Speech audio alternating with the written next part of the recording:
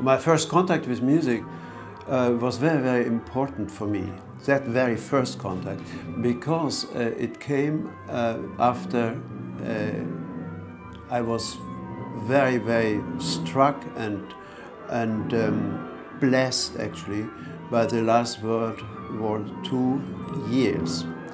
And I lost my parents, and I lost even the last member of the family, my grandmother, in a refugee camp, and I saw death right and left of me, and in front of me and behind me. And then I came to the house of my foster mother, who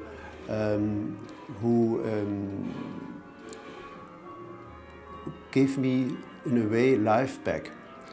And I was still very sick, and I heard her, she was a pianist and a singer, and I heard her play every day and every night, and listened to this incredible thing which was music. And I was so sick that I couldn't speak for almost a year.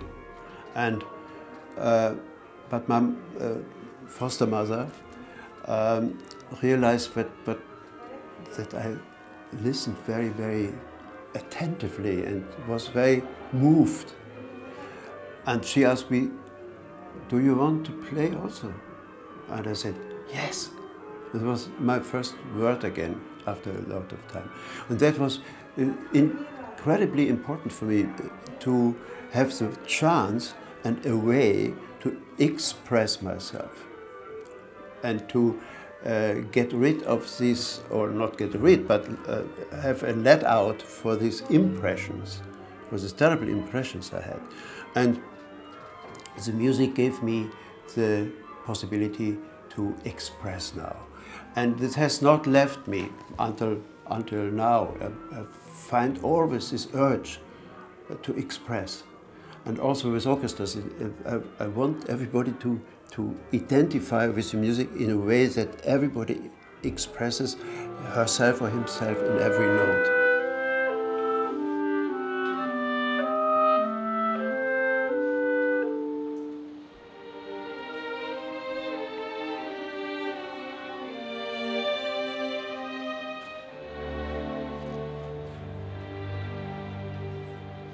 The first time I heard an orchestra was actually the Berlin Philharmonic with Furtwängler.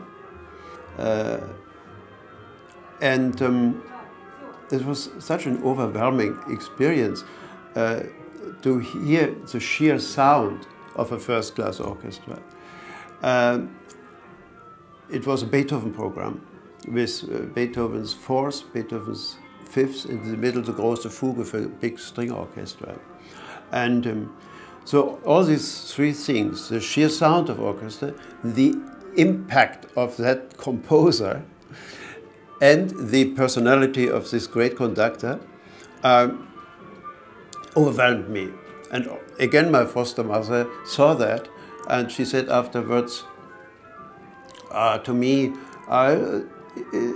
"It's very impressive, isn't it?" And I said, "Yes, I want to be a conductor. I play the piano now, but I want to be a conductor." And she said, very pragmatically, she said, then you should learn orchestra instrument. And a week later, I had a violin and had violin lessons.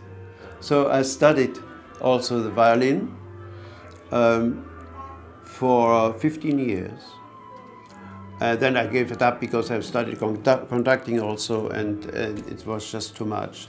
And the piano career had already begun, and so I had to make a choice and I gave it up. But I learned very, very much for my orchestra experience.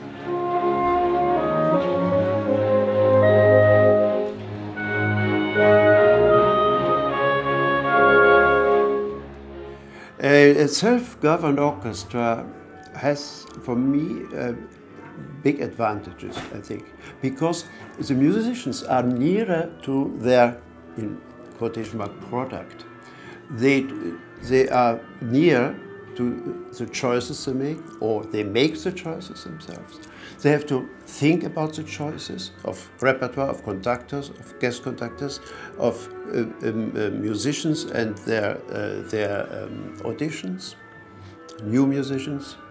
They have to participate much more in the life of an orchestra, every musician of a self-governed orchestra, than a managed orchestra by management. And sometimes you can get orchestras who are really not well managed, and that is a tricky situation for an orchestra. So I always congratulate this Philharmonic to be self-governed, and I say the same thing to the Vienna Philharmonic, for example, who are maybe the oldest self-governed orchestra, and so I enjoyed very much.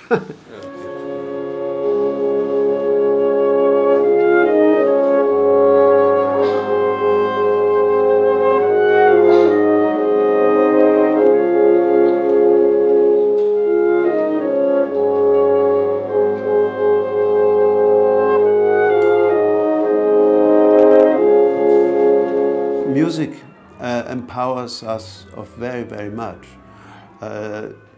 I'm here now in Israel and experience touches of war again, or fighting, or missiles, or the incredible way you live with that, the courage you live with that. But we rehearse at the same time music. We play in the same time concerts for people who come to the concerts in spite of these missiles. And so music does something for peace, I'm sure, and does very, very much to encourage people to live for peace and fight for peace. That is the greatest thing music can do. Also, of course, music connects people of all races, of all colors, and brings them together in a wonderful human way.